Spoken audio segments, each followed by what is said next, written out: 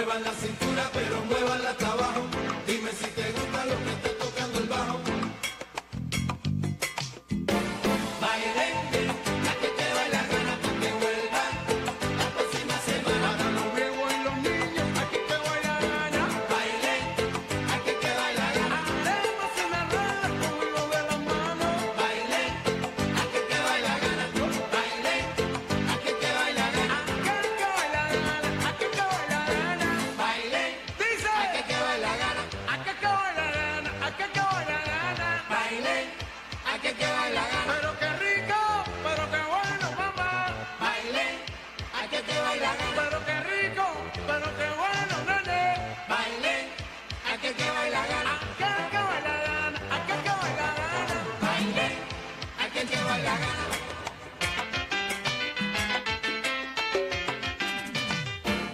Muevan la cintura, pero muevan la tabaco.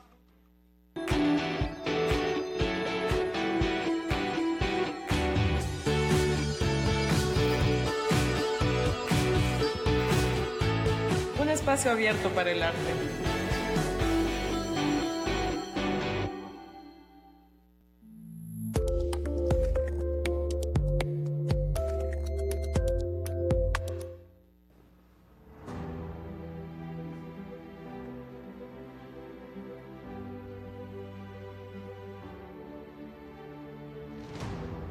A los acumuladores de recursos, por supuesto, se les hace muy difícil contemplar la división, porque solo se puede sumar y restar. El mundo debe cambiar.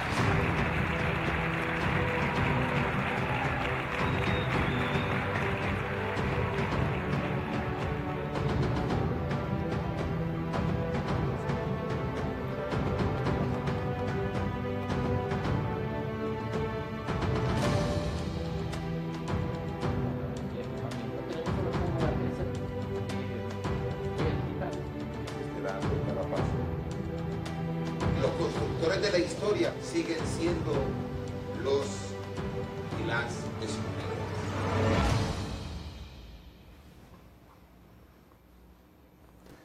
Gracias por hacerme responsable siempre de tu insomnio.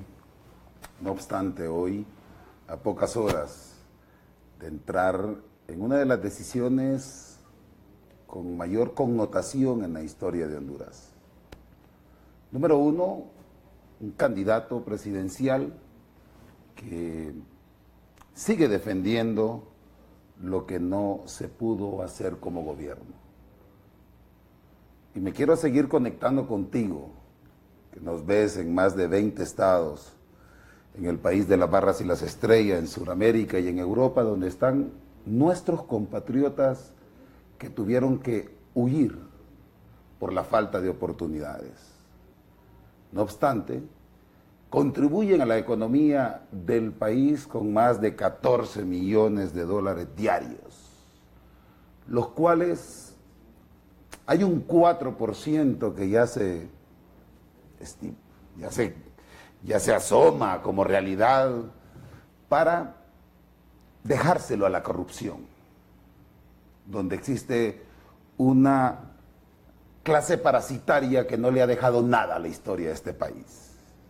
Estamos a 10 horas que salga el elector y que es en el único momento donde en los últimos 7 años se le ha reconocido la construcción de su democracia. Y es por ello que se me es oportuno hacer la consolidación de un trabajo que he venido realizando con expertos, mujeres y hombres honestos, como Hugo Noé Pino, Rebeca Santos, Raúl Pineda, Daniel Herrera Salinas, y analistas internacionales que han acompañado todos los sábados en El Perro Amarillo, Opinión Puntual. El análisis que no tiene nada extraño a la conexión humana con la que se debe vincular. Es por ello que en esa finalidad, donde la carretera mediática ha jugado un papel protagónico nunca antes visto en la historia, donde el picotazo de la lengua para poder dañar, incluso llegando a lo escatológico, ha sido a la orden del día lo que se enciende en las tribunas. Personas que deberían de estar privadas de libertad están en los foros de debate.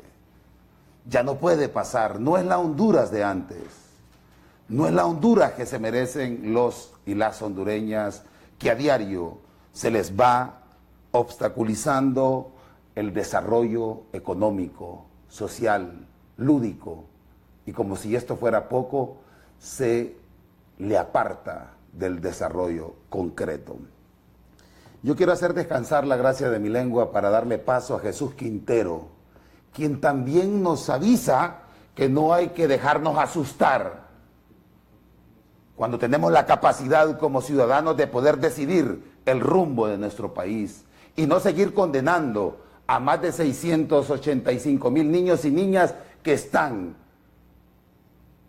excluidos de la educación, de la salud, y que están expuestos a merced de las circunstancias donde los puede encontrar un plomo y no una escuela abierta, donde ha sido una falacia epistemológica en la que el gobierno ha querido desarrollar ese montón de pleonasmo que no tiene nada que ver con el sacarte de la pobreza, de la miseria, donde te han hundido premeditadamente. Honduras cuenta con todos los recursos,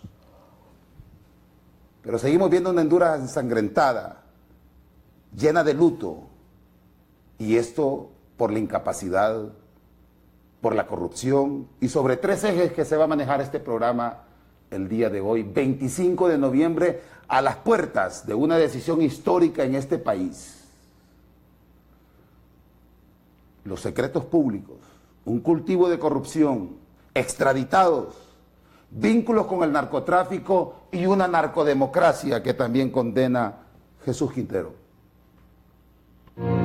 Se pasan la vida asustándonos con todo, con las armas de destrucción masiva, con la capa de ozono, con el cambio climático, con la sequía, con las inundaciones, con los peligros de la droga, con los riesgos del tabaco o de la exposición al sol, con el exceso de peso, con las vacas locas, con la gripe aviar.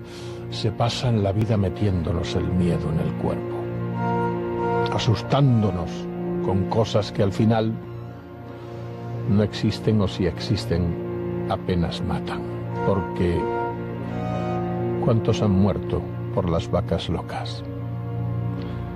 ¿Cuántos por la gripe aviar?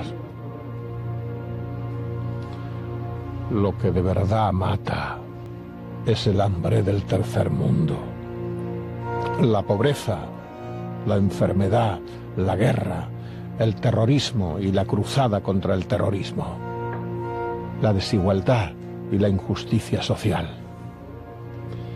Pero ellos se pasan la vida asustándonos con el coco como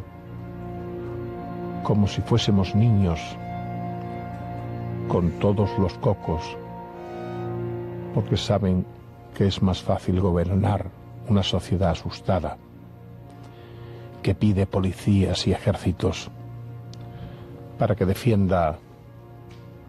nos defiendan de todos los enemigos que ellos fabrican o se inventan. Ellos saben que el miedo justifica y bendice la mano dura. Sin más preámbulos, difamado, atacado, bajo un solo argumento,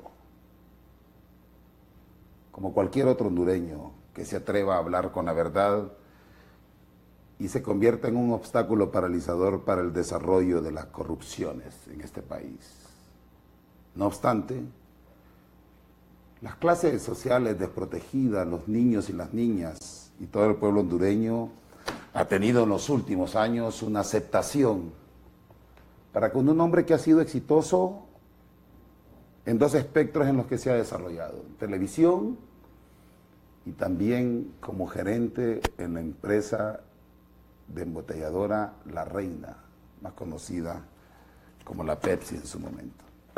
Me alegra, Salvador, y de hecho poder compartir con este pueblo que se sigue preguntando por qué asusta tanto caminar con la verdad en un país tan lleno de incertidumbres? Buenas noches. Un gusto estar aquí, Milton. Yo creo fundamentalmente que la gente tiene temor porque la mayor parte de la gente tiene alguna cola. Yo felizmente no tengo cola. Por eso digo lo que pienso y camino con la verdad. Antes de entrar en materia, quisiera contarte que hoy, 25 de noviembre, estoy cumpliendo 48 años desde que me gradué del colegio del Instituto San Francisco, el 25 de noviembre de 1969, que tuve el honor de ganarme todos los premios y el mejor alumno del colegio. Y también quisiera, en alguna parte de la entrevista, cuando tú lo estimes necesario, darle algunos consejos a las personas que van a estar en las mesas mañana para defender los votos de su partido, específicamente en este caso los votos de la Alianza. A mí me parece oportuno ese recorrido porque yo estudié a unos cuantos metros del San Francisco, en la escuela Monseñor Fiallo, que lo dividía la Arboleda, no sé si te acuerdas. Y había una construcción humana que se ha ido deteriorando producto del mal manejo de las estructuras de la institucionalidad y que obviamente pues ya no tenemos ese sereno privilegio de poder estar con los vínculos filiales de esas promociones como hoy, pues te felicito de hecho, quedaron siendo amigos. Hoy fácilmente ya no existe Pedro, ya no existe María por la violencia y la criminalidad que se ha ido de manera descomunal acrecentando en el país. Sí, algunos compañeros míos han fallecido, otros están con vida, eventualmente nos reunimos. Dentro de los compañeros que yo tuve, te puedo mencionar a Roque Rivera, que estuvo en la Comisión de Banca y Seguro, creo. Alejandro Álvarez, que estuvo en la Chico, la Cámara de la Construcción. Mario Agüero, Marcelo Pedemonte, Carlos Lara, que es un diputado del sur, del partido, no sé de qué partido, pero es diputado. Leonel Ramírez, que es un ginecólogo muy destacado. Ricardo Zavala, que acaba de fallecer. Gustavo Izaguirre, que falleció el año pasado. El ingeniero Orlando Avilés, que falleció también hace poco. En general, un gran grupo de personas que... Roberto Ramírez Córdoba, hijo de Roberto Ramírez Folgar, un gran terrateniente de aquellas épocas. Lo que recuerdo yo de aquellas épocas es un país súper tranquilo, donde prácticamente la delincuencia no existía, donde todos caminábamos a cualquier hora del día y de la noche, con una tranquilidad pasmosa, en medio de una inocencia tremenda que era generalizada aún en las personas adultas. También tuviste una conexión en el centro de la capital, cuando tu padre funda el Jardín de Italia. Sí, el Jardín de Italia era, en 1961, la cafetería más grande que existía en la capital. Y nosotros habíamos vivido en Trujillo, porque mi padre es nacido en Trujillo, era nacido en Trujillo, y mi padre estuvo administrando el Jardín de Italia entre 1961 y 1964. Jardín de Italia es ahí en el centro, donde hoy está la peatonal, enfrente a lo que fue en muchos años la joyería Cantero. Yo caminé por todos los techos de la cuadra mía, de la cuadra donde vivíamos, y tengo muchos bonitos recuerdos de aquella época, y ninguna cosa relacionada con violencia. La maldad siempre existió, pero era una maldad muy inocente la que había en nuestro país. Y aparte de allí se concentraban la mayoría de empresarios de aquel entonces. Sí, en realidad no eran empresarios, eran comerciantes. La mayor parte de la gente que tenía una situación económica era comerciante, eran vendedores, lo que habían eran tiendas. La economía hondureña era una economía muy incipiente que tenía muy pocos años de haber salido realmente de una economía casi de trueque. 1961 al 64 todavía no se habían formado las grandes empresas en San Pedro Sula. San Pedro Sula era un lugar muy distante que para llegar a San Pedro Sula por calle de tierra, que era la carretera del norte, se ocupaban 8 horas o a veces 10 horas. No era una empresa fácil. Realmente el auge de la parte empresarial en Honduras, yo diría que arranca en los años 70, pero ya para esa época yo me había marchado a estudiar a la Universidad Católica en Chile, después de haberme graduado hace 48 años hoy, en el Colegio San Francisco, ahí cerca del Monseñor Fiallos, al otro lado de la Mayangle.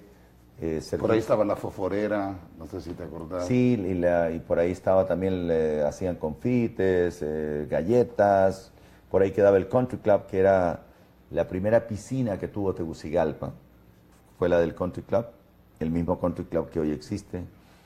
Y nosotros del San Francisco, o mejor dicho, los compañeros que se escapaban se iban al San Francisco. Esos son los recuerdos que yo tengo de mi niñez, que íbamos a la mañana a clases, en la tarde también. Teníamos clases en la mañana, íbamos a almorzar a la casa, el colegio tenía 4 buses.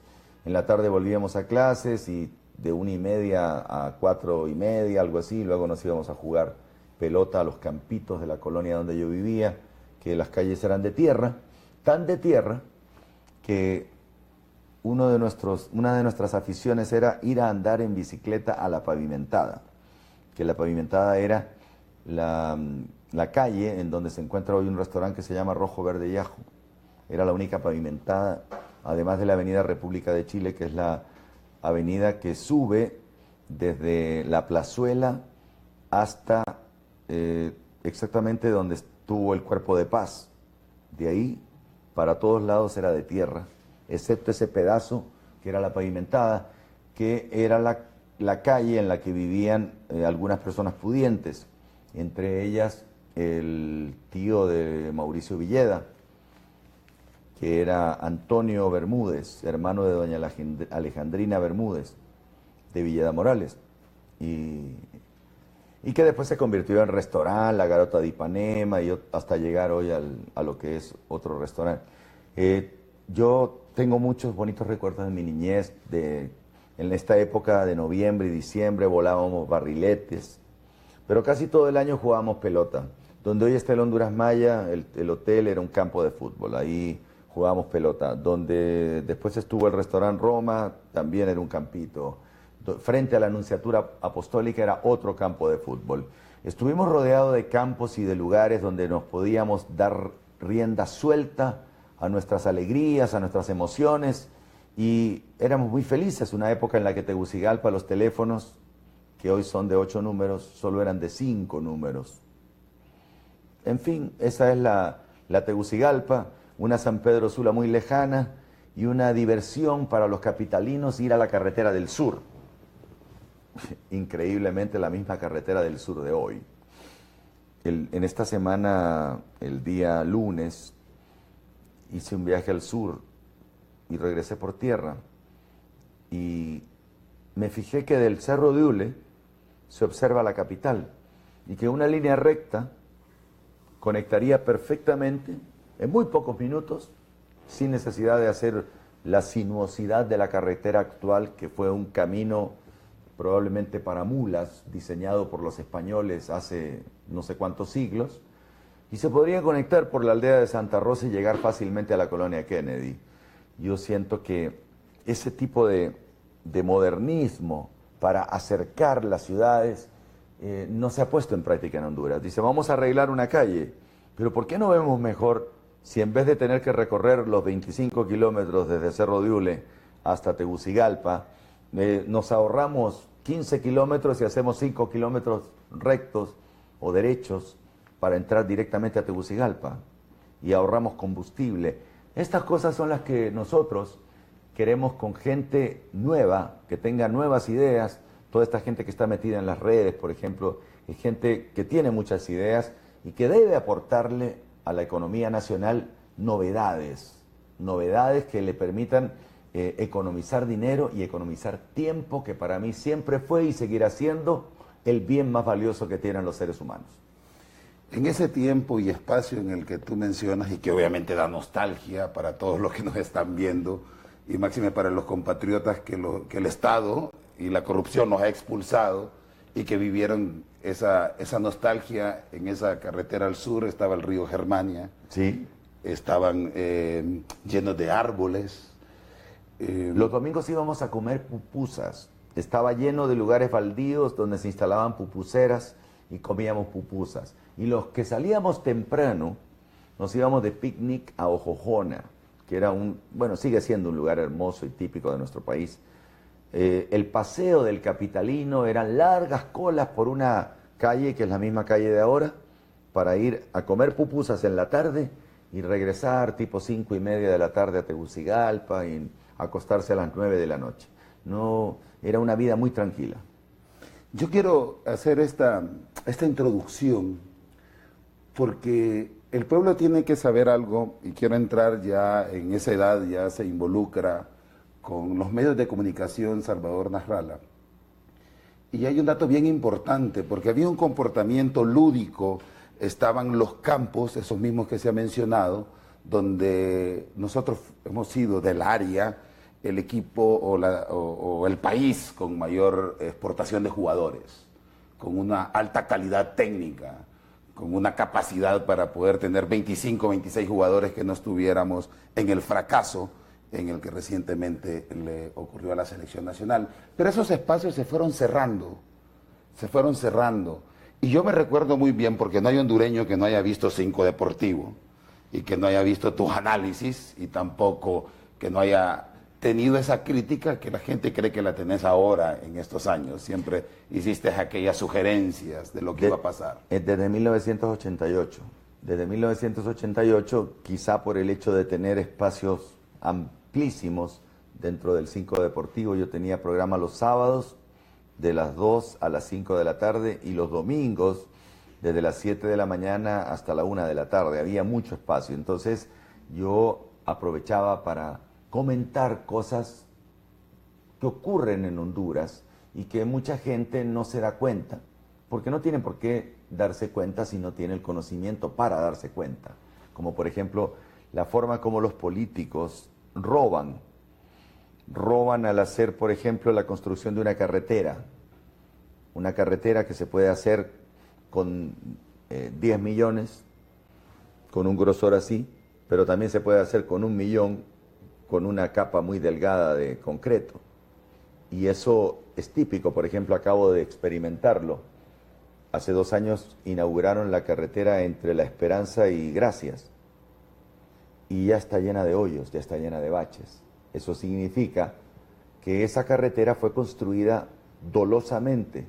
Quien construyó eso engañó al Estado de Honduras. Seguramente le cobró por un grosor así, pero en realidad le puso una sola capa. Y hoy está llena de hoyos y hay que irla reparando y la pasan reparando y le tapan los baches. Eso no debe ocurrir, eso no tiene que ocurrir en un país decente. Entonces, ese tipo de robos no debe ocurrir a partir del gobierno que yo voy a encabezar con el favor de la población a partir del 27 de enero. Que ya vamos a hablar más adelante de eso. Solo quiero que hagamos esta mirada en relación a que quien debe gobernar un país tiene que conocerlo, tiene que conocer a la gente.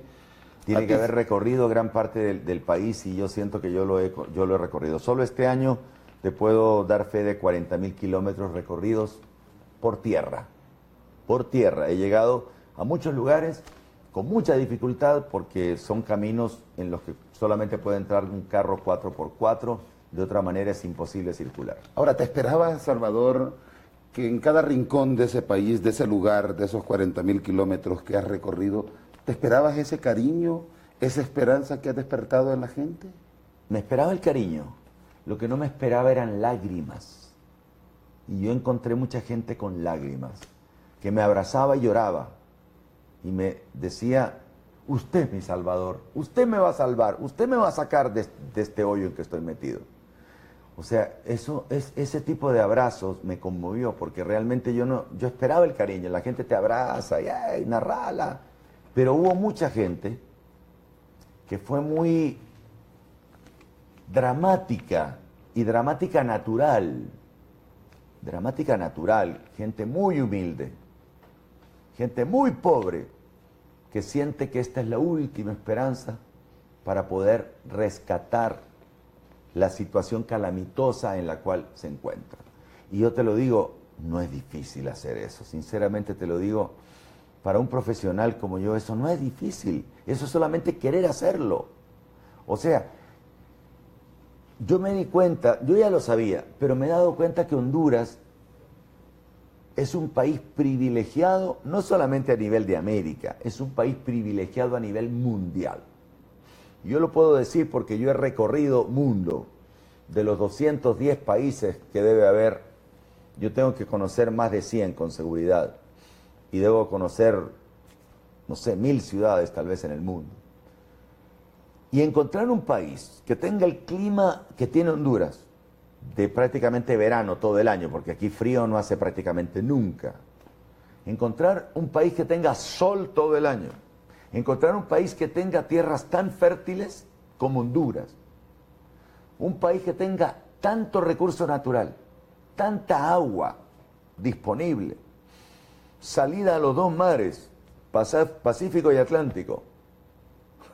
Señores, esta es una mina de oro.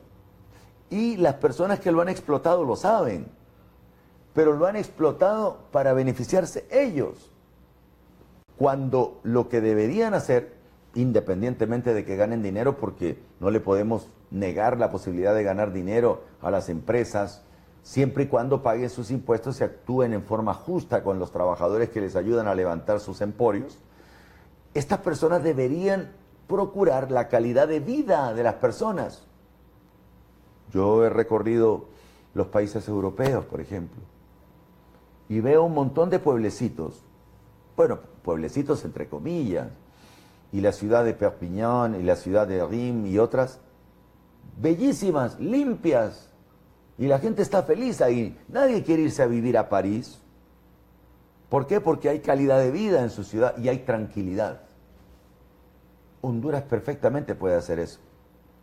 Solo falta que tengan gobernantes con visión de acortar las distancias, con visión de pavimentar los caminos para que la gente pueda bajar con la producción de sus hortalizas o de sus frijoles y de su maíz y no estén atenidos a que se les pudra la producción o a bajar con dificultades al lugar donde se las puede comprar un coyote y pagarle lo que decimos en Honduras vulgarmente precio de gallo muerto. Entonces, para mí este año ha sido, yo ya sabía muchas cosas, pero ha sido una comprobación in situ de un país enriquecido, pero es un país, mejor dicho, rico, empobrecido por culpa de las malas decisiones de personas que en muchos casos tomaron las decisiones malas por ignorancia, pero en la mayoría de los casos tomaron las decisiones por maldad y para beneficiarse a sí mismas.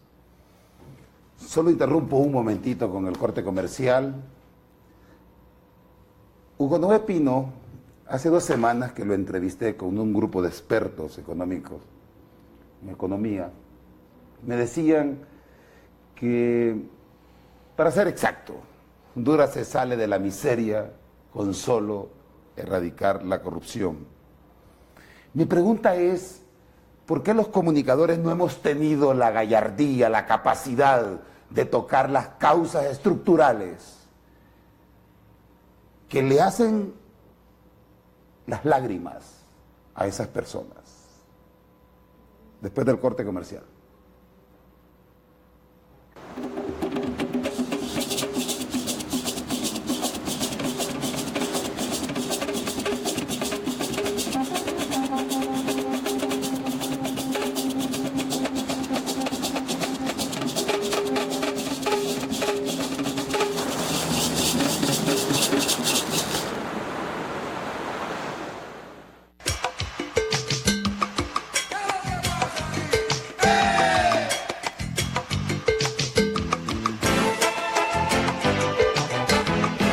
Muévase muchacho, pero muévase con ganas. Muévase sabroso, pero escuche la campana. Porque sigue el movimiento cogido de las manos. Dime si te gusta lo que está tocando el piano.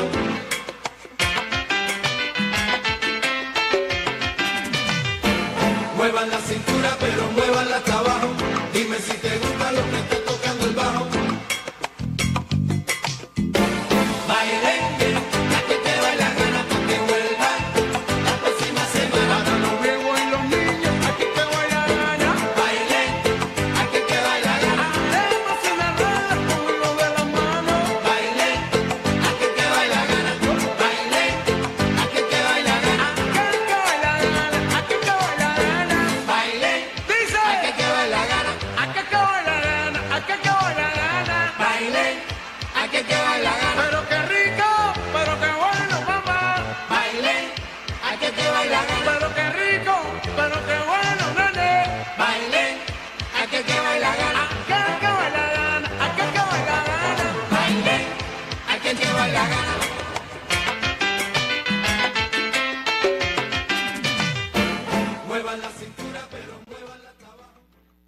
Búscanos en tus redes sociales. Ponemos a tu disposición nuestras plataformas digitales. En Facebook, UNETV. Síguenos en Twitter, @UNETVHN. Instagram, UNETVHN. YouTube, UNETV. www.unetv.hn.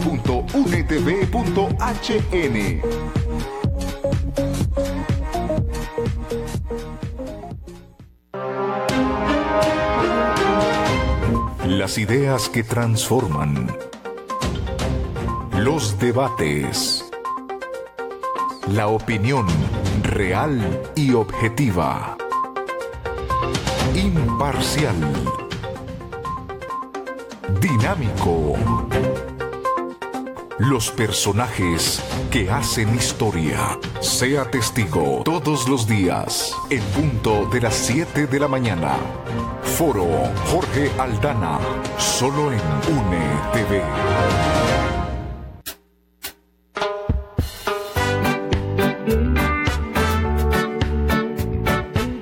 En esta fiesta, solo si estás muerto, no puedes participar. Pero vos sí puedes participar. No permitas que nadie más decida por vos. Mi voto es el futuro de mi familia. Mi voto soy yo. Es sumamente importante que te quedes en tu centro de votación a defender tu voto. ¡A huevo! Porque los jóvenes somos el presente de Honduras. Tenemos derecho a votar. Vos y yo vamos a las urnas este domingo. Todas las personas que se abstienen a votar pueden marcar la diferencia. Es tu voz, es tu voto, tu país. Vamos a celebrar. Tómate el tiempo para elegir a tus candidatos. Este domingo no dejes que te excluyan. Salgamos a votar porque Honduras nos necesita. No permitas que otro decida por vos. El voto es tuyo.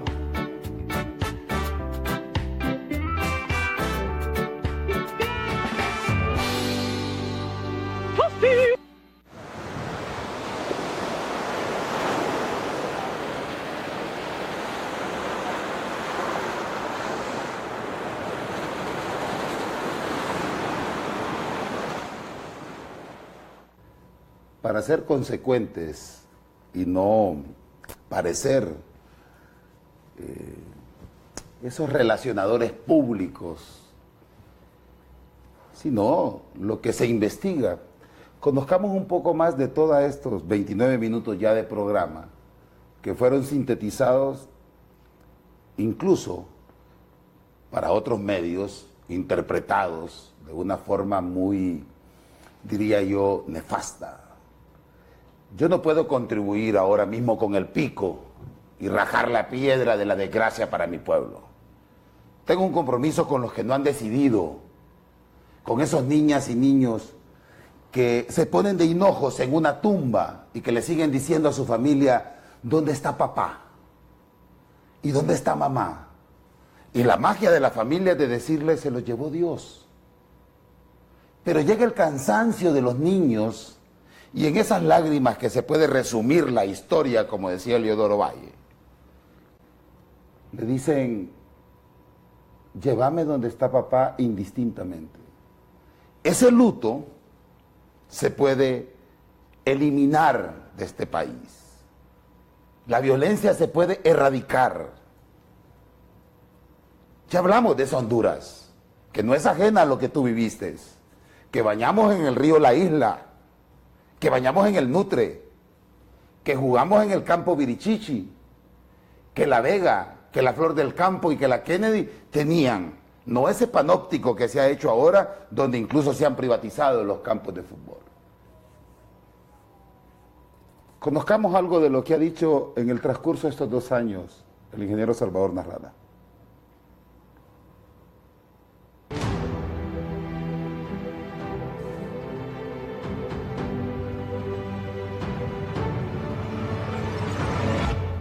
Este es un pueblo rico robado por una cúpula. No por el Partido Nacional, por la cúpula. O sea, ¿qué es lo que es la cúpula? 10.000 personas que manejan el billetillo en Honduras y que se la reparten entre ellos, mientras millones abajo, por ignorancia, de la cual no son culpables, sino que es un problema de historia, pues no se dan cuenta de cómo lo están engañando. O sea, todas esas decisiones que se toman, dice, a ver, vamos a hacer un desarrollo en tal lugar del país. Entonces le avisan a todos los amigos para que compren. Entonces compran todo el lugar y después se lo venden al país. Lo compran a un lempira y se lo venden a 1 millón. Son pequeñas maneras de robar, que probablemente algunos las saben. Entonces todas esas cosas hay que evitarlas para que el pueblo tenga acceso a la calidad de vida que merece por vivir en un país de los pocos del mundo, de los países que más llueve en el mundo, Honduras, de los pocos países del mundo que tiene buen clima como para tener turismo todo el año. Y estos ladrones que manejan la política se quedan con el pisto, simplemente porque no llega al gobierno alguien con buenas intenciones y que tenga conocimiento.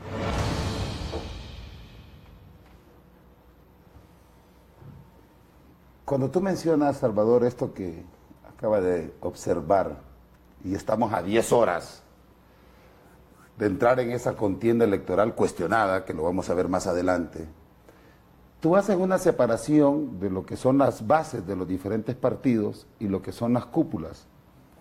Y esas mismas que obviamente son los que ponen el grosor de una capa del pavimento, son las que se les concesionan estos negocios. ¿Cómo se ha sumado y cómo has interpretado eso que se sumen de esas cúpulas personas y que también vean en ti la esperanza? Me siento muy halagado, pero yo claramente diferencio ser nacionalista o ser liberal, que antes de 2009 era lo único que se podía aspirar en Honduras. Es como ser del Olimpia o ser del Motagua, digamos. Había que ser de alguno de los dos. Pero dentro del Partido Nacional y dentro del Partido Liberal, las cúpulas se pusieron de acuerdo. Pero algunas personas honradas salieron de allí y vinieron a nuestro partido, a este grupo de partidos que es la Alianza de Oposición contra la Dictadura. O sea, hay personas que van cayendo en razón de que realmente las personas que están manejando el país son estas cúpulas o lados oscuros del tradicionalismo tanto nacional como liberal. Por eso cuando a mí alguien me dice, mi familia es cachureca, pero yo voy a votar por usted. O yo he sido liberal toda la vida, pero esta vez voy a votar por usted. Me han dicho. Yo les digo, cuando me dicen, yo soy cachureco, y yo le digo, ¿y de qué te sirvió ser cachureco? ¿O de qué te sirvió ser nacionalista? Porque realmente tenemos un país de 6 millones de pobres, de los cuales 4 millones viven en la indigencia. Lo que pasa es que para las personas como yo, que vivimos en el cemento de Tegucigalpa y San Pedro Sula, no nos podemos dar cuenta la cantidad de personas pobres que están tierra adentro. Fíjate que fui yo a un pueblecito llamado Nueva Frontera. Busqué en el Google, no existe. Queda a 1 kilómetro de la frontera con Guatemala. Y había ahí 15.000 personas. Dice, ¿de dónde salió tanta gente? Entonces, cuando yo te hablo de que en Honduras hay 6 millones de pobres, hay 6 millones de pobres. Estuve en San Antonio de Intibucá, a 3 kilómetros de la frontera con El Salvador. Y en hora y media por camino de tierra sinuoso y súper dificultoso para llegar. Y yo decía, voy a ir a un pueblecito donde me voy a encontrar a 10 o 20 personas, pensaba yo. Y al llegar, era una multitud impresionante de gente, pobre, muy pobre. Nada de agua potable, nada de alcantarillado, la pobreza extrema en su grado más alto. Entonces, una cosa es lo que vemos en los moles de Tegucigalpa y San Pedro Sula, y otra cosa muy diferente, ese 90% de pobreza, de malos caminos, de inexistencia de salubridad, de inexistencia de medicina, de inexistencia de escuelas, de inexistencia de calidad de vida, en medio de una tremenda riqueza de país. Estas son incongruencias que no se debe permitir en Honduras. Entonces, yo felicito a los que se han trasladado a la Alianza de Oposición contra la Dictadura, porque en el fondo están adquiriendo un rostro humano. Y te digo una cosa, me siento culpable de no haberme metido antes. Y la gente me lo reclamó siempre. ¿Por qué no se mete? ¿Por qué no se mete? Porque yo era tan ignorante que pensaba que la única manera de meterse era a través de los dos partidos tradicionales. Y yo, conociendo la forma de robar de las cúpulas de ambos partidos, decidí, desde que empecé a hablar de los problemas del país en 1988 hasta 2011, estuve 23 años prácticamente hablando de los problemas del país, en la cómoda posición de no ensuciarme, de no mojarme los pies. Observar, hablar y seguir viviendo feliz. En cambio ahora yo me metí y asumí una responsabilidad. Enarbolé la bandera de defender y rescatar al país. La calidad humana debe ser primordial. Nosotros, en nuestro plan de gobierno, estamos justamente apostándole a eso, a la calidad de vida de las personas. Porque de nada te sirve llegar a un puesto público, como han hecho la mayoría, a servirte de los demás, cuando tu verdadera responsabilidad es servir a los demás. Yo voy a ser un empleado del pueblo. Los diputados son empleados del pueblo. No puede ser que en estos años, me contaba un diputado, si él hubiera aceptado todo lo que le ofrecieron durante estos 4 años de la última legislatura, de las 4 legislaturas, del 2014 hasta ahora, si él hubiera aceptado todo lo que le ofrecieron a cambio de votos, hubiera agarrado 67 millones de lempiras. 3 millones de dólares. No hay un país del mundo donde se ofrezcan cantidades así de dinero.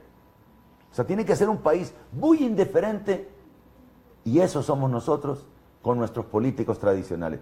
Un país tan indiferente que le da lo mismo matar a personas, como el caso de Berta Cáceres, por ejemplo, sin importarle que su territorio sea vendido, que su territorio sea usurpado, que es lo que sucede en Honduras. Las ciudades modelo, por ejemplo, yo puedo desarrollar una ciudad modelo como gobierno, sin necesidad de vender el territorio nacional, sin necesidad de comprometer la soberanía nacional. ¿Qué me lo impide? ¿Qué me impide si le quiero regalar la energía eléctrica a la gente que consume menos de 150 kilowatts? ¿Qué me impide, con ese solazo que pega en Nacaome y en Choluteca, producir esa energía? Nada me impide. La intensidad de calor que hay en ciertas partes de Honduras te permite tener una energía eléctrica con una velocidad extraordinaria. Y lo mismo pasa en el norte. Pero ¿por qué el gobierno lo concesiona todo? ¿Por qué se lo entrega todo a manos particulares? ¿Por qué no hace el negocio como antes? Hondutel era el dueño del negocio de las telecomunicaciones y era la empresa que prácticamente financiaba al gobierno. ¿Por qué dejó de serlo? Por maldad. Entonces, tenemos que volver a eso, a que sea un Estado que produzca en beneficio de las personas y no un Estado que se preste para que el dinero vaya a un pequeño grupo de personas. Y con esto te digo, yo no estoy diciendo que no necesito a la empresa privada. Yo quiero que la empresa privada también produzca empleo. Claro que sí. Necesito el capital, tanto local como internacional. Pero, ¿por qué el gobierno se aparta de hacer obras como en otras partes del mundo? ¿Por qué? Simplemente porque les puede las ofertas que les hacen para conceder, para concesionar. Las condiciones que se dan aquí en Honduras, como por ejemplo el Trans 450, nadie ha querido decir, pero ese contrato ya Tegucigalpa está pagando una cantidad porque no está operando. Nadie lo sabe, nadie lo dice. La concesión de los peajes, si no se recauda X dinero en peajes, el gobierno tiene que pagarle al concesionario. ¿Dónde se ha visto eso? Ese tipo de leonina concesión solo se da en Honduras con corruptos que las autorizan. O sea, en otras partes eso no existe. Salvador, esta Constitución de la República, más allá de todo lo macheteada que está, se le acaba de generar una de las aberraciones jurídicas más lesivas para el pueblo, y es los secretos públicos, y creo que es ahí donde también va el derrame de lágrimas de esa gente que quiere conocer de esos secretos públicos, porque ahí llega el dinero, ahí llegan los contratos, y de eso va a dar cuenta, según el gobierno, que entrega en este momento 25 años. Tú, en el primer día de gobierno, ¿quitarías los secretos públicos? Por supuesto, una de las ofertas de nuestro plan de gobierno es derogar la ley de secretos. No podemos mantener en secreto y que tengan que pasar 15 o 20 años para que las cosas que se mantuvieron en secreto se puedan conocer. Si está en mis funciones o en las del Congreso, porque si está en las funciones del Ejecutivo, yo el primer día las quito. La ley de secretos. Yo no necesito ley de secretos. Yo soy una persona limpia. Yo abogo por un e-government, o sea, un gobierno electrónico, que lo que se gasta, si tú eres mi ministro, por decir algo de salud, yo te doy 25.000 millones de lempiras para este año. Tú, a través del internet, tienes que ir explicando cómo vas gastando los 25.000 millones. Pero además de lo que tú estás explicando, yo voy a tener un grupo de personas que van a ir evaluando tu trabajo. Eso es administración por gestión. A los 3 meses quiero ver lo que el señor Milton Benítez hizo como director de la cartera de salud. Si produjo el objetivo que nosotros pretendíamos, continúa. A los 6 meses te volvemos a evaluar. Y a los 9 meses otra vez. Y así sucesivamente. ¿Para qué? Para que si no estás cumpliendo con nuestros objetivos, te quitemos y pongamos a alguien mejor que tú. O sea, este no es un gobierno de amistad, porque somos amigos, te tengo que poner a ti de ministro. Es un gobierno por meritocracia, por capacidad, independientemente de tu edad. Puede ser una persona de 65 años que tenga más capacidad que una persona de 40. Porque en Honduras se suele discriminar a las personas por la edad y por el sexo.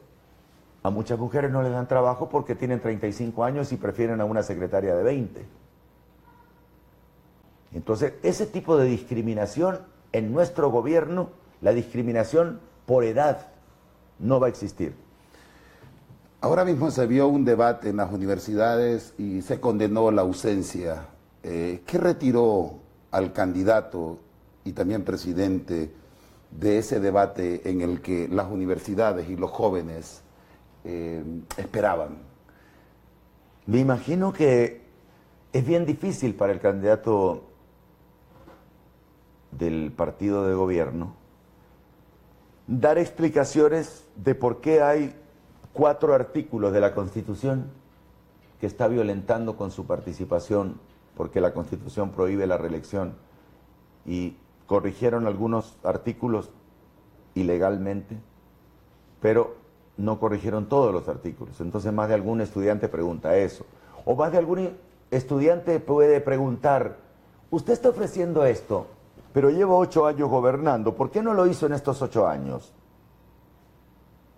Que esa es la cosa que las personas quieren que le conteste el candidato del partido de gobierno. ¿Por qué usted ofrece lo que no ha hecho en 8 años? ¿Por qué tengo que creer que usted va a hacer en los próximos 4 años lo que no hizo en 8? Porque debemos recordar, el verdadero poder detrás del trono durante el gobierno de Porfirio Lobo Sosa fue el actual presidente de la República, que además es hoy el comandante general de las Fuerzas Armadas, encargadas mañana de custodiar todo el material electoral. Una aberración jurídica, ¿no? Ahora, Salvador, ahí hay un tema muy importante. Tú te atreviste a llegar mañana en una finalidad sin hacer esa inversión millonaria de publicidad. ¿Cuánto gasto con tu conocimiento en los medios de comunicación con más de 41 años se hace diariamente que ese dinero, a dónde lo vas a llevar en enero 26? Lo que pasa es que el origen de gran parte del dinero es un origen sucio. Entonces no es un dinero con el cual yo voy a contar. No sé si me explico. Y yo estimo que en estos 90 días el presidente se pudo haber gastado tranquilamente 2.000 millones de lempiras en publicidad. Pero aparte de eso, por ejemplo, yo tuve denuncias de lugares a donde llegó gente del partido de gobierno a entregar 5.000 lempiras, inclusive a los coordinadores municipales del Partido Libre. Mira lo que te estoy diciendo. Durante estos días, el partido de gobierno, en su afán por quedarse en el poder, no solamente le está pagando a los partidos de maletín, también le está entregando dinero a la gente del Partido Libre y del Partido Pinu, para que le ayuden a mantenerse en el poder. La ventaja es, yo siempre le he dicho a la gente afín a mí, si llega el gobierno y te ofrece dinero, agárralo. Pero al momento de defender el voto, tienes que defender el voto de la alianza. Tienes que defender el voto que mañana la gente va a darnos en las urnas. Entonces, prácticamente en Honduras se volvió un negocio. Durante esta semana hubo peleas entre las personas de los partidos por las credenciales. Hay personas que confesaron, oiga, si yo me metí a esto por las credenciales, dicen, y ahora me las quieren negar, porque hay gente a las que les escondimos las credenciales y no se las dimos. Hicimos nuestra propia estructura, en el caso de la gente del PAC y del PINU. Entonces hubo gente acostumbrada a recibir y que representaba eso un botín que a cambio de dinero le permitía vivir 4 años, porque las credenciales no se venden así por 4 pesos. Una credencial puede costar 10.000, 15.000 lempiras. Perdón si estoy entendiendo. Un partido que sacó 3.000 votos tiene acceso a la misma cantidad de credenciales para la gente. Es decir, un partido como la Alianza Patriótica, para poner un ejemplo, y esto porque lo publican los titulares de los diarios, y para la gente que nos ve en Europa y en Estados Unidos y que ha reclamado enérgicamente, hoy recibí alrededor de más de 1.000 mensajes, ¿por qué si sostenemos la economía en Honduras no nos permitieron votar o no nos están permitiendo? Entonces, ¿cómo es posible? Y ahí es donde yo quiero que me expliques y le expliques a la gente. Tú estás jugando en esas condiciones con un partido que no sacó ni 5.000 o 6.000 votos. Hay 6 partidos que están participando que son partidos de maletín, que en las elecciones pasadas sacaron 3.000 o 4.000 votos, pero que gozaron en las elecciones anteriores de 34.000 credenciales. Hoy son más de 36.000. Hace 4 años eran 34.000. Entonces, si de 34.000 credenciales entregadas a los parciales del partido FAPER o de la democracia cristiana, que ojo, para los europeos la democracia cristiana aquí es un acápite del partido de gobierno. El FAPER, la democracia cristiana, la alianza del general que dio el golpe, la Unión Democrática, que es también otra sucursal del partido de gobierno, no me acuerdo cómo se llaman los otros, Vamos, creo que se llama el otro.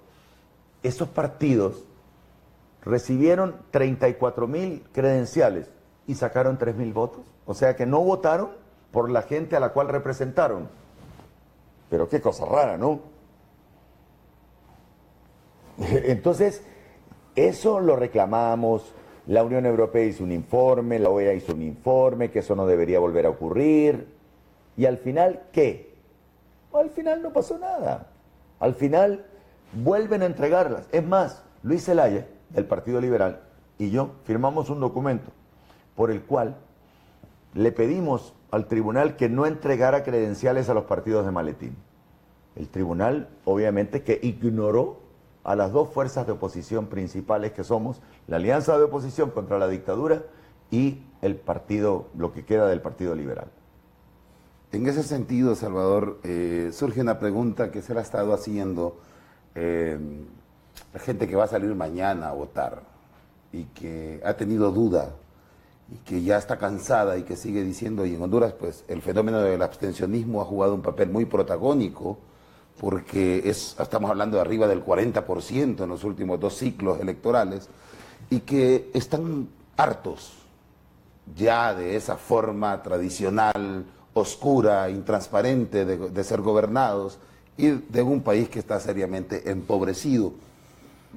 Pero hay muchas personas que se están inclinando y que se están dando cuenta de que toda esa campaña de difamación, y digo esto por 2 cosas. Tú denunciaste que habían diputados que eran bisagras del Partido Nacional y hoy los vemos como candidatos. En el caso de Ana Joselina Fortín, no estoy diciendo nada nuevo, en el caso de Jaime Villegas, y que después se dio a luz. Entonces la gente me decía, pero si realmente eso estaba ocurriendo. Ahora, mi pregunta allí, y es para la gente que me está diciendo, ¿qué nos va a ofrecer a los docentes que somos más de 16.000 que estamos desempleados? Si nosotros hemos preparado profesores y hemos preparado médicos y los vamos a mantener sin trabajo, es absurdo, porque al Estado le cuesta preparar maestros, le cuesta graduar doctores. A esas personas las tenemos que ubicar. Hay una gran falencia de educación en nuestro país. Hay que ver quiénes están ocupando las plazas, porque hay muchas plazas de maestros que hoy en día están siendo ocupadas por personas que no dan clases y que simplemente son afines a la cúpula que gobierna Honduras. Entonces hay que ver quiénes son los maestros que están dando clases y hay que reestructurar todo lo que tiene que ver con la docencia para que los estudiantes que tienen 14, 15, 16 años puedan aprender un oficio en esos 3 o 4 años de la recta final de sus estudios secundarios, para que al salir del colegio logren tener una actividad que puede ser fontanería, electricidad, computación, traducir inglés, trabajar en un call center, sastrería, costurería, que son profesiones u oficios que perfectamente los debería enseñar el Instituto de Formación Profesional. Pero yo quiero poner estos institutos o sucursales de este instituto a funcionar en lugares del interior del país, no en las grandes ciudades. No tengo que obligar a que la gente se desplace, que el niño o el joven se tenga que desplazar a las grandes ciudades para estudiar. Hay que llevarles el estudio a su comunidad.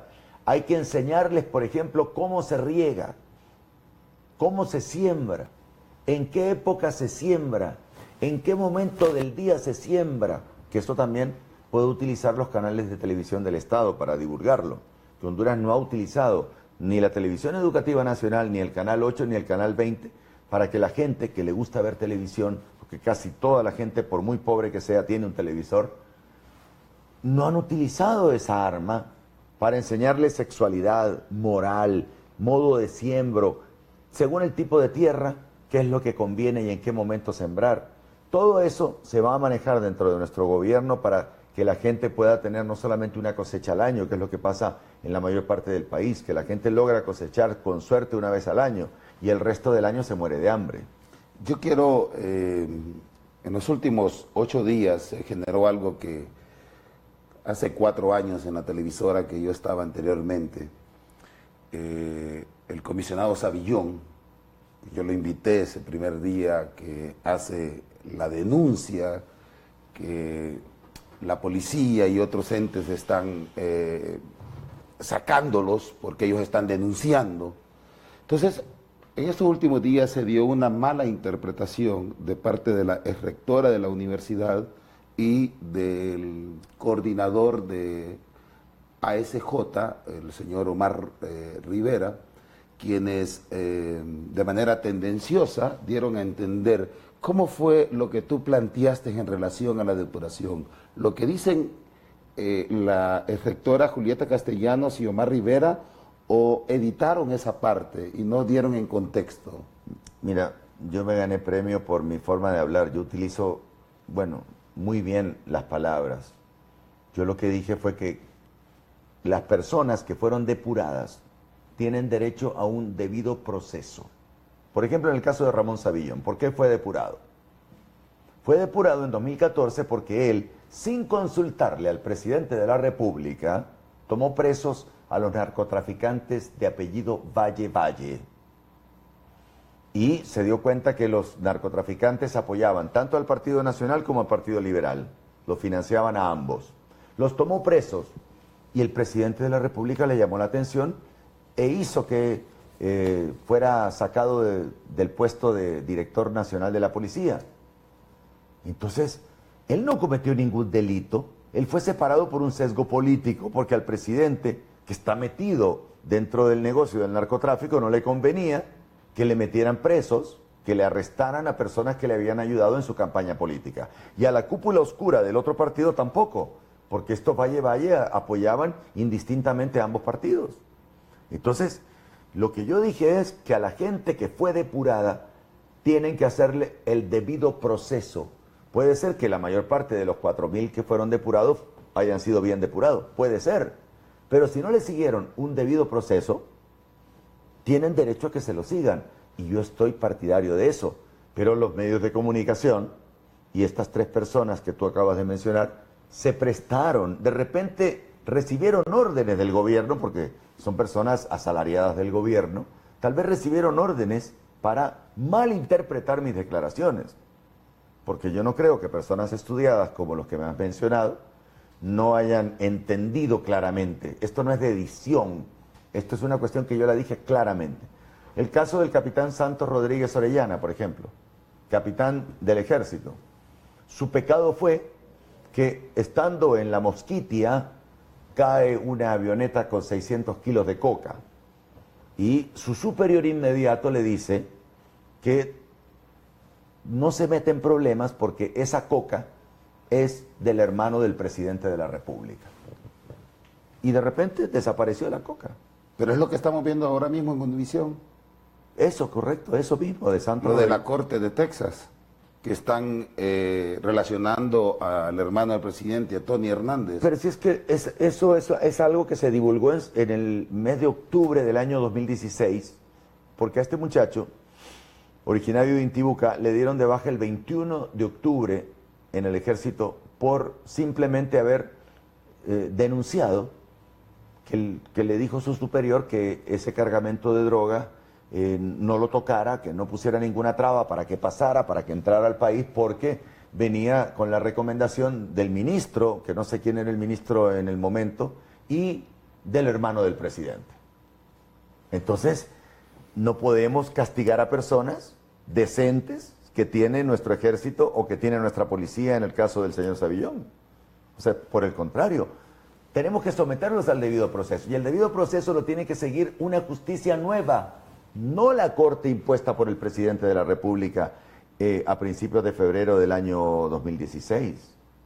Tiene que ser una corte neutral, una corte independiente, que no tenga sesgo político, como tampoco debería tener sesgo político los integrantes del Tribunal Electoral. El presidente es del Partido Nacional y es el mismo que presidió el fraude de 2013, que fue comprobado por la Unión Europea, por la OEA, por las Naciones Unidas, por la Embajada Americana.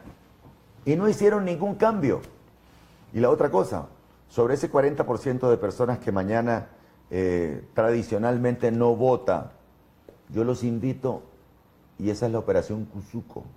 Pero esperemos, después de observar qué provoca todo esto que estamos hablando, qué provoca la miseria, 562,000 niños en estado de desnutrición, según Guadalupe Ruela, un experto en materia de derechos humanos y la niñez. Yo quiero hacer énfasis en esto. Cuando a mí se me invitó a entrevistar al candidato nacionalista en ese momento, y quiero decir esto porque los 3 candidatos que tienen opciones de ganar las elecciones el día de mañana, unos más que otros, y usted lo puede ver, eso no es necesidad de hacerlo narrativo. Yo lo que pedí es que no me mandaran un cuestionario. E incluso fui tan categórico que les dije, pónganle 2 preguntas más al cuestionario. Porque a mí me interesa que el pueblo observe eso que viene en la cápsula siguiente. Si merecen las madres tener 562,000 niños en estado de desnutrición y otros muriéndose de colesterol. Que hayan personas que tengan dinero en los paraísos fiscales en Panamá. Solo eso dije, preguntar al candidato. Yo no soy un hombre inteligente, yo sí he sido un hombre honesto. Y por eso no se dio, y tampoco me interesaba, si iba a ser bajo la directriz. Obviamente me dijeron que hay trabajos más decorosos que esta casa televisora. Yo creo que en Honduras, porque me quiero quedar con dos conclusiones de lo que ya en estos 47 minutos llevamos con el ingeniero Salvador Nasralla. Un país empobrecido, un país con toda la flora, la fauna, con toda la riqueza, con un país con más ríos que cualquier otro en Latinoamérica,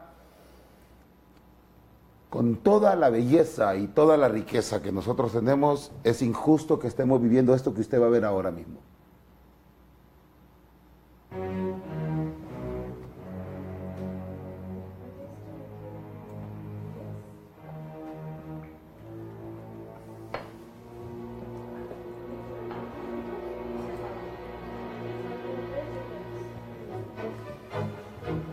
Por ahí solo hago una pregunta y que concluya y nos vamos a lo de las 5 de la tarde y lo del fraude.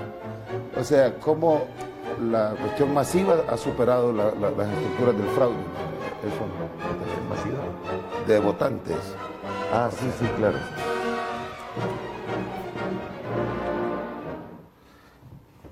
Ya lo vieron. A mí me parece injusto. Yo que vengo de una familia incuestionable. Yo que no tengo compromisos con nadie ni con mi invitado. Yo que nunca he trabajado en el Estado.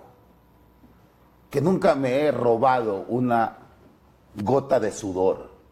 Y que mi único reclamo es que no queden en la impunidad centenares de mujeres y hombres que han muerto por la equidad, por la igualdad, tal y como es el caso de Berta Cáceres, de José Manuel Flores Arguijo, de Ilse Ibaña Velázquez, y de tantas mujeres y hombres que lo único que han querido es que lleguen manos limpias a gobernar este país.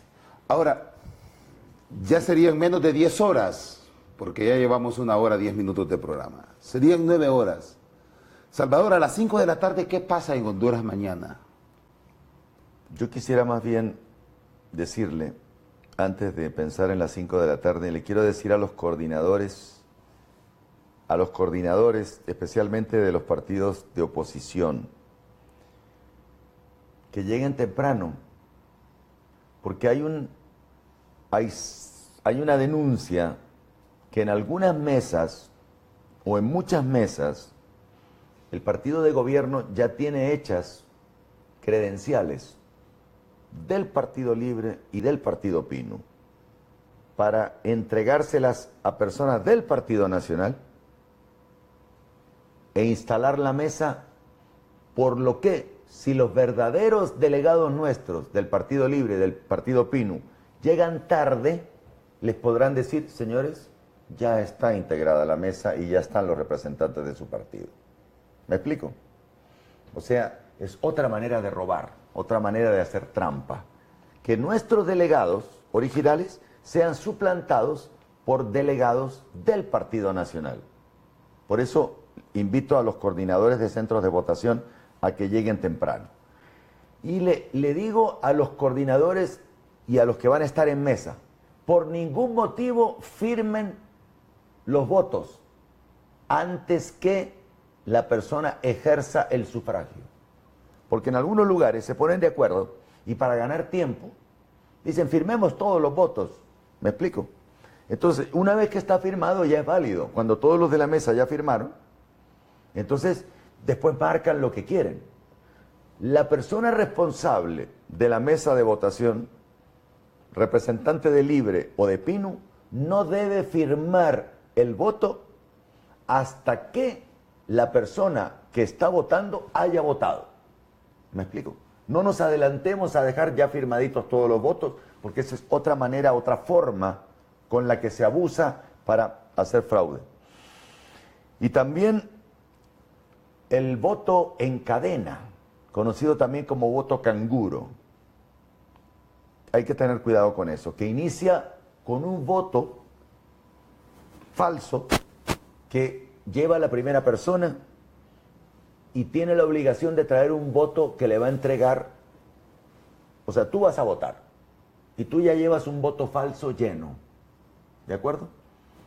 Ese voto falso lleno tú lo metes en la urna de votación cuando te toca votar, pero antes de eso, antes de votar, tú pasas por la mesa y te entregan el original vacío, ¿de acuerdo? Cuando uno entra a la mesa le dan un original vacío, 3 originales te dan, presidente, diputado y alcalde. Esos 3 papeles tú no los vas a usar, tú vas a depositar los papeles que te entrega la persona que está haciendo el fraude afuera, normalmente en la caseta del Partido Nacional. ¿Me explico? O sea, estarían dándole... Esto es muy importante. Es el voto canguro o voto en cadena. Ya llevarían marcado por quién van a votar. El Partido Nacional le da a Milton Benítez, dice, mira, vos tenés que depositar estos 3. Esta es la del alcalde, esta es la del diputado y esta es la del presidente. Entonces tú vas a la mesa y al llegar a la mesa te buscan Milton Benítez, identidad tal, tome, y te entregan 3 juegos originales de votos. ¿De acuerdo? Tú agarras los 3, te pones en el lugar para votar, pero en lugar de depositar los votos que te dieron en la mesa, depositas los votos pirujos, las papeletas pirujas falsificadas que te dieron en la mesa, en la carpa del Partido Nacional. Y cuando tú regresas, después de votar, vas a la carpa del Partido Nacional y entregas las papeletas originales limpias. Esas papeletas originales limpias inician una cadena con el que viene detrás de ti. Y todos esos votos van a hacer lo mismo. Con ese voto que tú les vas a entregar, con esas 3 papeletas limpias que tú les vas a entregar a los de la carpa del Partido Nacional, ellos la van a llenar con los votantes del Partido Nacional, todas. Entonces, el siguiente votante, que puede ser Pedro Pérez, cuando llega le dice, señor Pedro Pérez, aquí están las 3 que usted tiene que depositar. Para entregarle el dinero, para entregarle 1000 lempiras, tráigame 3 iguales a esta, limpias, que son las que le van a entregar en la mesa. Viene Pedro Pérez, llega a la mesa y va a pasar lo mismo que contigo. Le dan la papeleta para alcalde, la papeleta para diputado y la papeleta para presidente, limpias. Él no tiene que hacer nada más que esconderse detrás para votar, pero él ya tiene marcadas las 3 papeletas que le dieron en la carpa del Partido Nacional. Mete los votos que ya le dieron y vuelve a cobrar su dinero, y la prueba para cobrar su dinero son las 3 papeletas limpias. ¿Me explico? Y eso se va repitiendo. Se va repitiendo y se va repitiendo, y a cambio de dinero. ¿De acuerdo? Que puede ser 1000. De repente alguien se pone vivo y dice, ok, yo lo hago, pero a mí denme 5000. Aquí están los 5000. Cuando se cuenta con el dinero del crimen organizado a raudales, se pueden hacer un montón de cosas. Entonces, a los organismos internacionales, a tener mucho cuidado, que las personas que se acercan al centro de votación a recoger las papeletas no vayan a ir ya con papeletas firmadas, ¿de acuerdo? O con papeletas marcadas. En ese sentido, Salvador, ¿qué han estado haciendo ustedes para llevar a las urnas a las personas? ¿Es algo diferente? La operación Canguro se llama, la operación Cuzuco. El Cuzuco normalmente pasa enterrado. La idea es que este 40% que tú mencionabas de personas, 4 de cada 10 en Honduras no sale a votar. La idea es que hay mucha gente que dice, hoy es domingo, es mi día de descanso. Puchica, me voy a quedar durmiendo, no voy a ir a votar. Entonces que tú, que sí vas a ir a votar, que eres una persona responsable, vayas donde el vecino y decir, vecino, vamos a votar, yo te llevo. En mi carro, en mi moto, en mi mototaxi, en mi mula, en mi burro, en mi caballo, llévalo a votar. Tu tía, tu abuela. Yo me sentí muy satisfecho porque mucha gente me dijo, yo nunca he votado, gente mayor. pero esta vez voy a votar. Entonces, la idea de la Operación Cuzuco es que llevar a las personas remolonas, esas personas que se quedan en la cama, que no quieren ir a votar, no, ¿para qué? Si yo no voto, yo no estoy metido en política, que esta vez sí se metan. Salvador, yo he estado escuchando, me quedan, voy a agarrar 8 minutos pidiéndole a producción, porque ya estamos a pocas horas para mañana, en una contienda histórica, y me faltan todavía en el guión sacar 2 cosas. Vos vas a gobernar con personas, aunque hayan sido nacionalistas del gobierno, sí, pero si son honradas, claro, no van a tener problemas contigo. Todos somos hondureños, independientemente del partido al cual pertenecen. Uy, la gente que está trabajando con el Partido Nacional no es corrupta. Ahora, hay una cúpula corrupta, que sabemos sus nombres y apellidos, que están en el Congreso y que están en los ministerios, pero hay personas muy buenas que trabajan dentro del Partido Nacional y que están en puestos públicos. Como hay liberales también, esa gente se va a mantener, porque nosotros vamos a contratar por meritocracia. El que tiene capacidad, trabaja. El que no tiene capacidad, tendrá que formarse o buscar en qué trabajar. Si es un picarillo que está ahí para robar o para hacer burocracia y decirle, yo le voy a conseguir el cheque, pero deme ahí algo para que le consiga el cheque, ese tipo de cosas, nosotros las vamos a castigar, y no solamente con el despido, también por el delito de utilizar el hecho de estar en un puesto de poder del Estado para ofrecer pagar antes o después a las personas. Los pueblos originarios, que con esto quiero terminar, que también me han sugerido instalar esta interrogante, que se han visto fraudulentamente saqueados sus pueblos, producto de negocios donde ya llegan 10, 15, 20 socios a comprar y ellos pues hacen luego sus ganancias para instalar, obviamente en procesos muy intransparentes, tráfico de influencia. Y cuando yo escucho tu propuesta, me preocupa que el pueblo hondureño no puede entender que haya una transparencia puesta aquí y que se siga hablando de secretividad y de corrupción. Entonces, ¿puede esta gente que está confiando en ti saber que va a tener el respeto soberano de sus pueblos originarios, de sus territorios ancestrales, de sus ríos, Salvador? Por supuesto, porque a la gente le tenés que dar prosperidad. A la gente le tenés que contar, yo quiero hacer un proyecto aquí, quiero que ustedes se beneficien. O sea, vamos a hacer proyectos, pero la gente tiene que participar con su opinión. Por ejemplo, en Honduras hay concesiones mineras. ¿Quiénes tienen las concesiones mineras? Los políticos. Y matan a las personas que tratan de defender el territorio. Conmigo pueden contar de que ustedes van a tener el desarrollo que necesitan y que el beneficio del desarrollo les llegará también a ustedes. No seguirán ustedes siendo pobres cuando su territorio sea utilizado para algún proyecto. El país tiene que tener proyectos. Choluteca, por ejemplo, hay que canalizar ese montón de agua para que no se produzcan las inundaciones que maltratan Marcovia, Monjarás, Cedeño, y que no tengamos problemas en la época de sequía, porque hay problemas en la época de sequía en gran parte de los lugares porque no se sabe canalizar los ríos.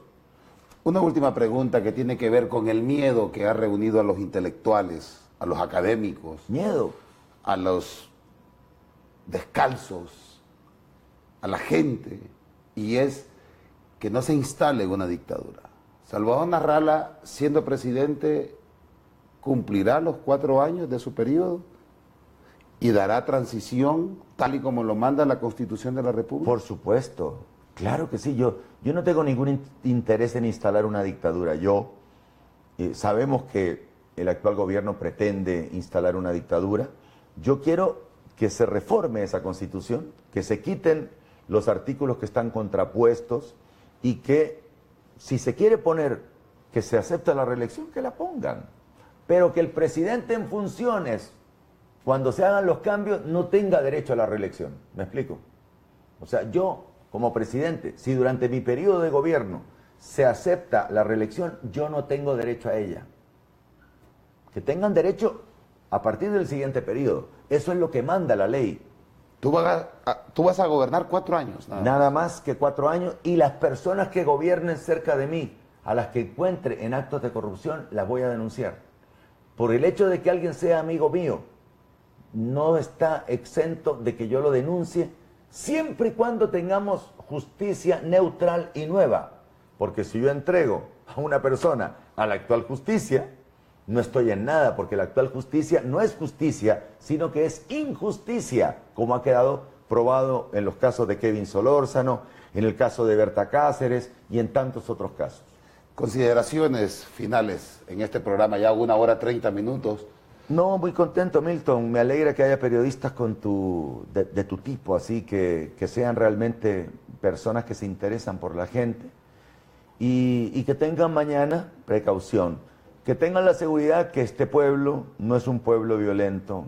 Yo sé que la gente va a salir a votar, háganlo sin miedo, como lo voy a hacer yo y como lo van a hacer prácticamente la mayor parte de los hondureños. Háganlo sin miedo, sientan que esta es la oportunidad de dar la verdadera independencia que Honduras no ha tenido.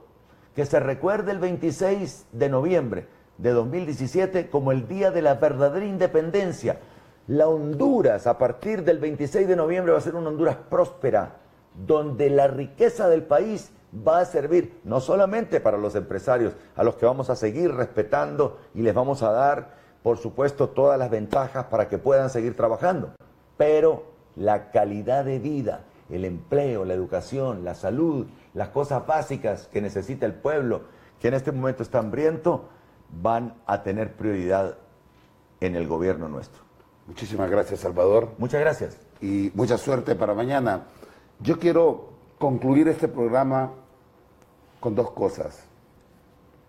Yo quiero un patio liberado y que en él abunden los libros para mis hijos e hijas que están pequeñas. Yo no quiero que vean a su padre o a su madre asesinada, producto de una inseguridad que no se ha podido controlar por actos de corrupción, donde ahora hay más de 85,000 efectivos en empresas de seguridad. Tenga mucho cuidado mañana. Si hay algo de lo que va a ser responsable, es de agregarle fracaso o esperanza a este país, donde los derechos humanos están estructurados aquí de carácter formal, pero de carácter real no se han materializado.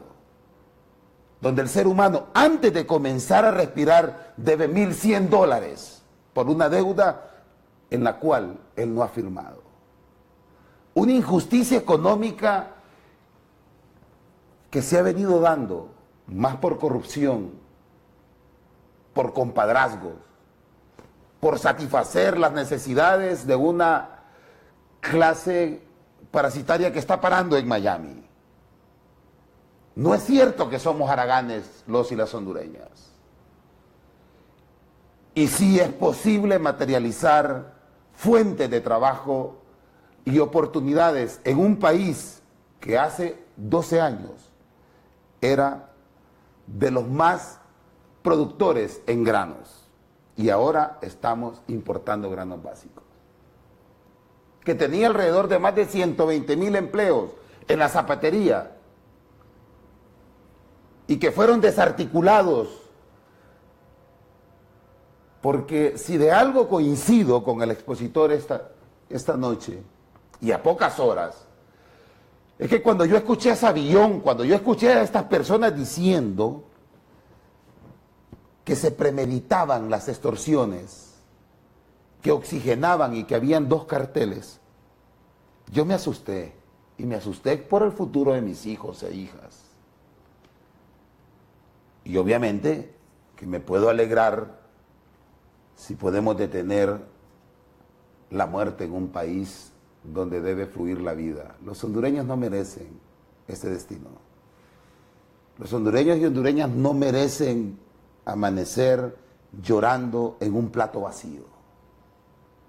Los taxistas no merecen, pagan 38 lempiras diarios de impuestos por cada galón de combustible, donde pretenden verlo reflejado en un hospital, en un centro educativo, y que los secretos públicos le permiten a través del tazón de seguridad darle un manto negro y no darle transparencia al pueblo.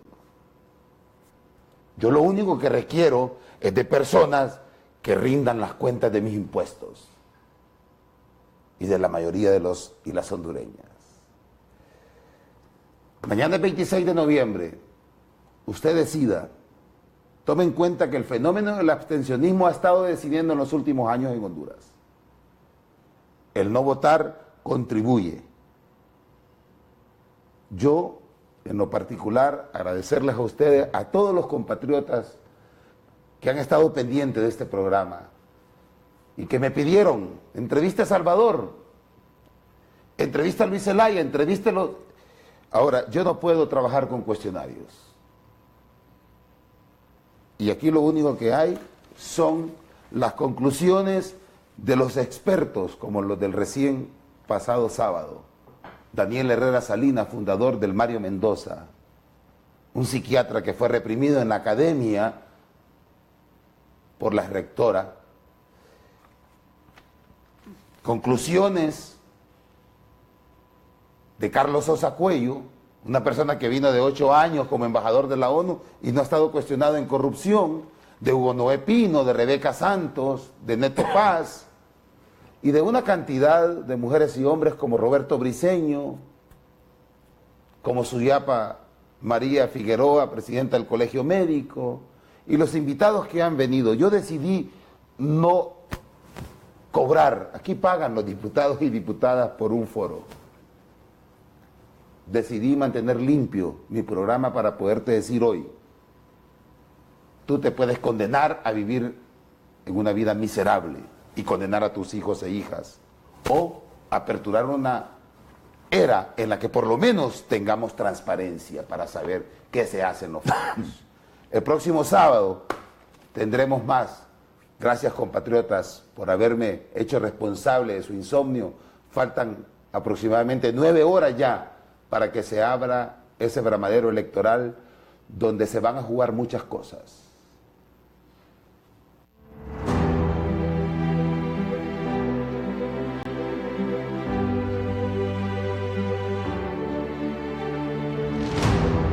A los acumuladores de recursos, por supuesto, se les hace muy difícil contemplar la división, porque solo se puede sumar y restar.